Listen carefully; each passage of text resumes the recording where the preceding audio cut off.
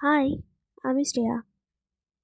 তো বহুদিন যাবতই ভেবে আসছি এরকম ছোট ছোট মিনি ব্লগ শেয়ার করব তোমাদের সাথে, কিন্তু সেটা ভাবা অবধিই থাকে। ভিডিও বানালেও সাহস করে আমি পোস্ট করতে পারি না, এই ভয়ে যে সবাই দেখবে নাকি।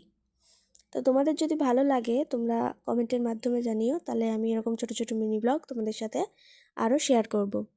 তো দিনটা ছিল 27th of December। আমরা আমাদের বাড়ির কাছে একটা চার্চে গেছিলাম।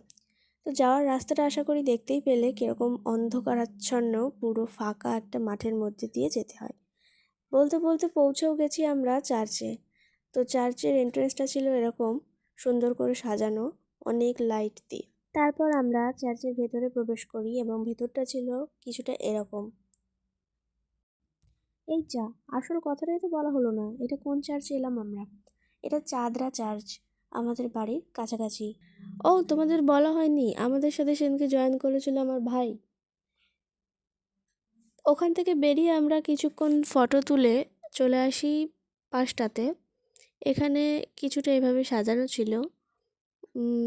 ছোট্ট যিশুকে আমরা দেখলাম। তারপর ওখান থেকে বেরিয়ে আমরা আস্তে আস্তে যাই মেলার দিকে। মেলাতে খানিকক্ষণ ঘোরাফেরা করে এখানে অনেক রাইড ছিল। ভাই বলছিল ট্র্যাম্পোলিনে উঠবে, কিন্তু ওর বন্ধু আসেনি বলে বেচারার খুব মন খারাপ। তারপরে আমরা আসি খাওয়া দাওয়ার দিকে। তো ভাই ক্যামেরা দেখে বেশ লজ্জাই পাচ্ছিল, সেটা নিয়েও হাসাহাসি করছিল। তো হাতে চলে আসে পাপড়ি চাট, যেটা খেতে আমার খুব ভালো লাগে। আর ওরা দুই ভাই মিলে খায় ঘুগনি। ঘুগনিটা আমার অত পছন্দের নয়, তাই আমি স্কিপ করেছিলাম। তারপরে আসি ফুচকা, যেটা প্রতিটা মেয়েরই খুব ফেভারিট।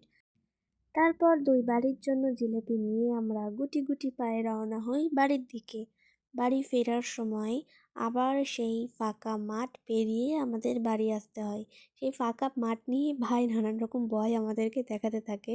হ্যাঁ, ওখানকার ওই রাস্তাটা নিয়ে আমরা আগে অনেক কথাই শুনেছি, যেগুলো অনেক আগের, এখন আর সেসব কিছুই নেই। তো তোমরা জানিও তোমাদের ভিডিওটা কেমন লাগলো। ভালো লাগলে একটা লাইক করে দিও। নেক্সট টাইম আবার দেখা হবে অন্য কোনো ভিডিওতে।